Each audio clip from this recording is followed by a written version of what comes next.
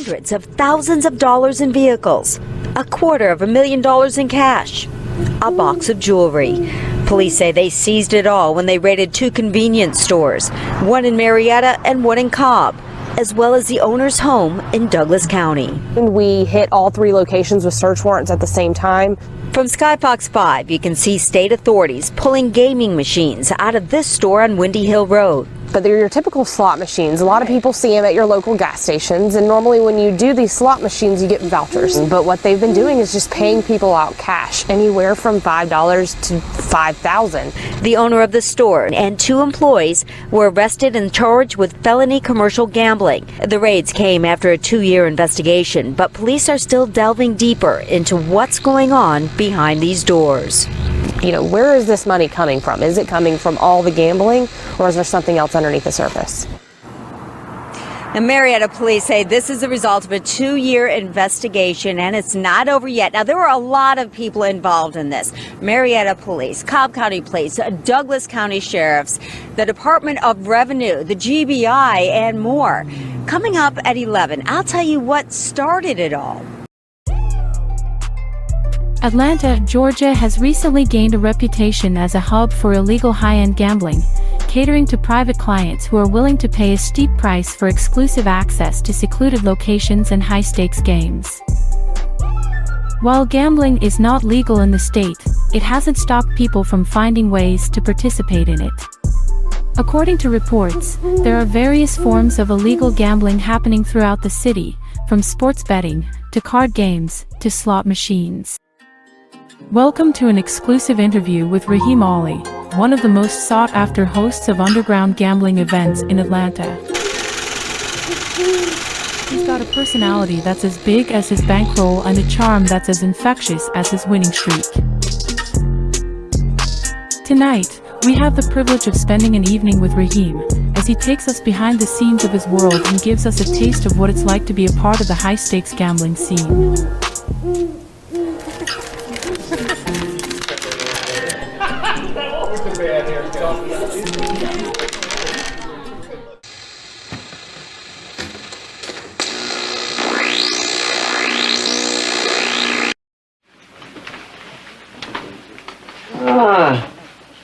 Please, you care to join me for a drink, Mr. Huh?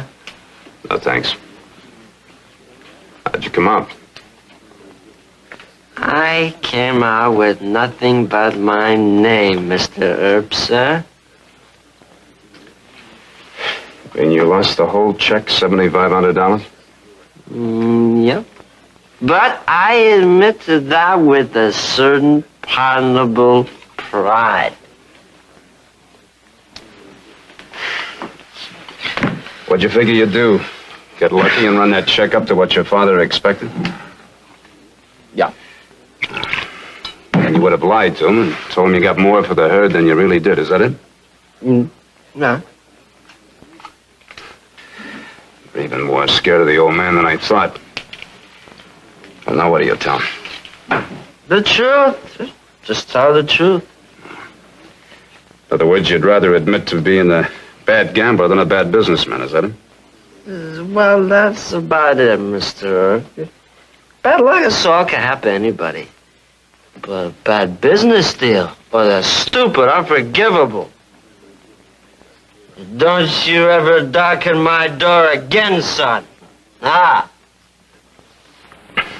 You better face up to it, Badger. Father isn't going to believe that gambling story any more than I do.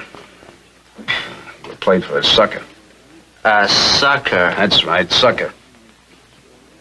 Even your father'd rather admit to a bad business deal than being played for a sucker by 2 tin horns. What are you talking about? Those 2 gamblers, they play it like a partnership. If either one of them gets a good hand, they bet it up. If you get a good hand, they fold. Their winnings are big, yours are small. Percentage-wise, they get all the edge. Even you ought to be able to see who's going to come out the winner. You mean they work together, they split afterwards? Right. They...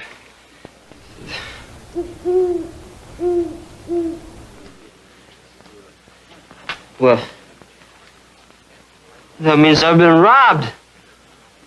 Well, what are you going to do to get back my money? Nothing. Foster and his friend didn't break any laws. I got no legal grounds to make an arrest. But what they did was wrong, and you know it. The whiskey's gone to your head. You better go back to Cowskin Camp where you can sleep it off. The rise of high-end illegal gambling in Atlanta also raises questions about the fairness of the game. Without regulation and oversight, there is no guarantee that the games are being played fairly or that the players are not being cheated. However, the rise of underground gambling has also led to concerns about crime and public safety. Illegal gambling establishments often operate outside of the law and without regulation, which can make them hotbeds for criminal activity.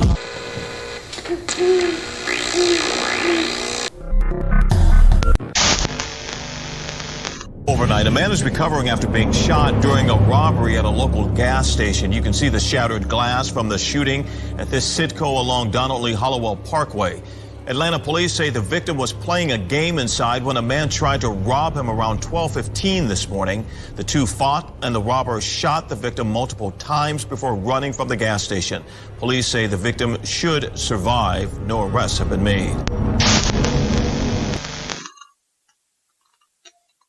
Hey, bartender, set him up for everybody.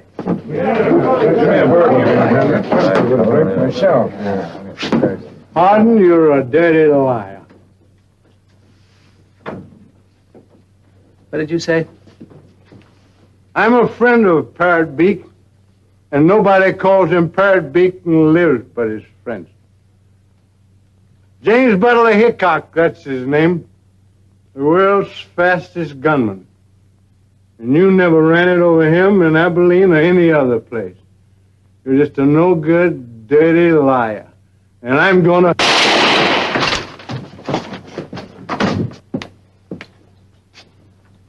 He dead? Yes, sure is.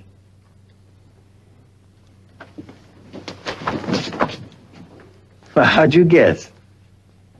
You didn't invent the shoulder rig, Mr. Harden. It's used by gamblers on the Mississippi steamboats. Oh, not this rig. That spring clip holds it. That's my own idea. Well, I'll see if the judge will give you a patent. Judge, are you arresting me? That's right. Well, it was a clear case of self-defense. All these men will testify he drew on me first. That's right, Mr. Herb. This man had a gun in his hand when West drew and fired. I'm not too sure about that. To jail, Mr. Harden. Well, just when I was commencing to feel sorry for you. Wes! Wes, what have you done? Well, nothing to worry about, hon. I had to shoot a man, that's all.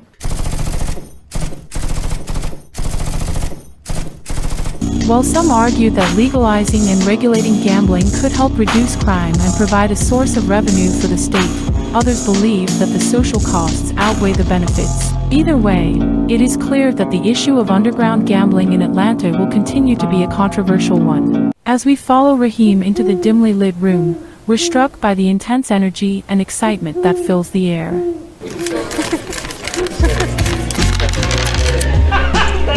Bad hair.